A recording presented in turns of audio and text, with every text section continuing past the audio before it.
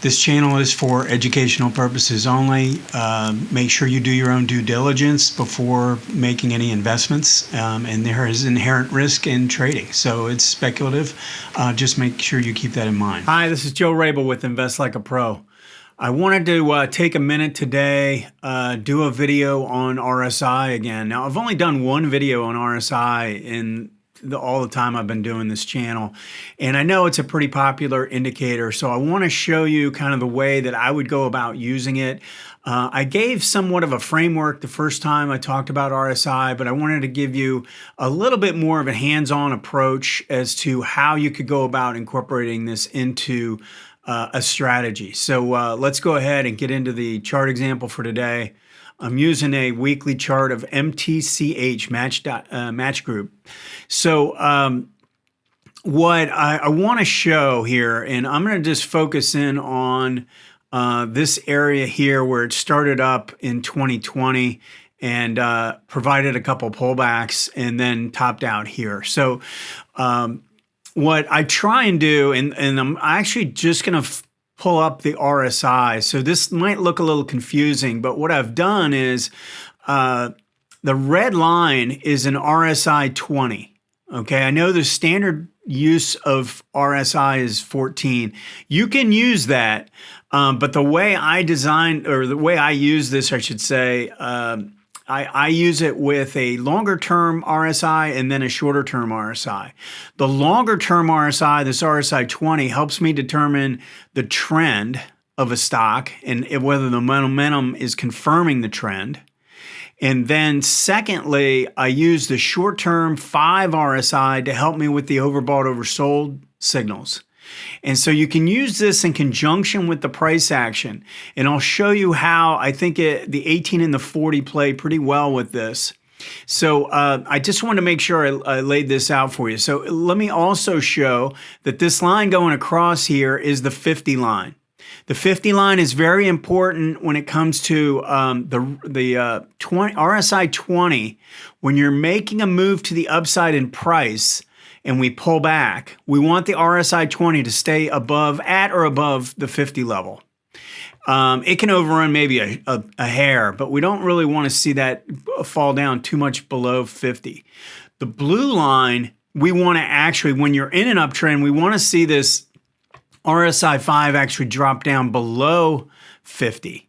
And that tells us that we've worked off the overbought condition. Now, just realize in most cases, when you're in an uptrend, the RSI 5 doesn't go to oversold. It will every now and again. And when you get that opportunity with the RSI 20 above 50, those are really phenomenal opportunities, but they don't come along all that often. So normally I'm just looking for RSI 20 to hold 50 and RSI 5 to be below 50. And that's sort of the combination I'm looking for. So let's go and look. And then actually, lastly on this, I do have dotted lines at the 70 mark and the 30 mark.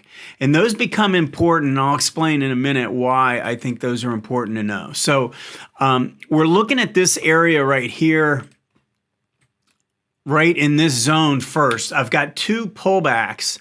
And if we notice, with first pullback, the RSI 20 pulled back to about 56. So it wasn't even threatening the 50 line.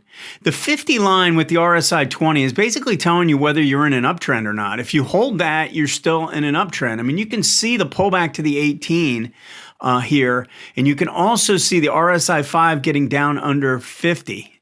So this is the combination I really want to find, is this combination right here, where RSI 5 is below 50, RSI 20 is above, and we have price working its way back down towards the 18. Now, every now and again, you'll have a pullback, a sharp pullback that takes it all the way back to the 40. As long as both of the lines are rising, the 18 and the 40 are rising, and as long as the RSI 20 doesn't come down much below 50, it can come down, a hair below 50, but not too much more than that, then we can still play the uptrend.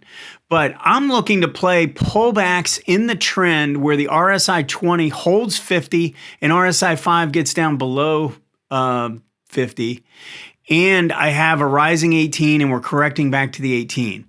Now, when I say play, I'm saying I know that I've got a setup in place. We still need our trigger, and I would go down to the lower time frame to trigger me in, or you could just use a simple little trend line in each time frame or each pullback and do it this way if you just want to use a single time frame. But obviously, I'm a huge fan of going down a time frame, and I would suggest you doing that to improve your timing a little bit. But these are the setups. What I'm describing right now are the setups. Up until the point the RSI 20 gets over 70. Once it gets over 70, I'm a lot more reluctant to play. And if I am going to play, so here's the pullback. Here's another pullback right here. And I am willing to play this, but I know I'm playing it for a short-term trade. This is not a pattern where I'm looking to get a big win out of it. I'm looking for a quick pullback and then a rally back to the high, or maybe a marginal new high, and then I'm getting out. And if you notice what happens after that, we actually get divergence where we make a higher high in price and the RSI 20 makes a lower high. Once I see that take place, now I'm no longer looking for the pullbacks to the 18. I'm looking for a full-fledged correction back to the 50 mark. And I really want to see the RSI 5 come back down closer to 50 as well. So once I see that, then I'm willing to sort of look at a reset and potentially play again.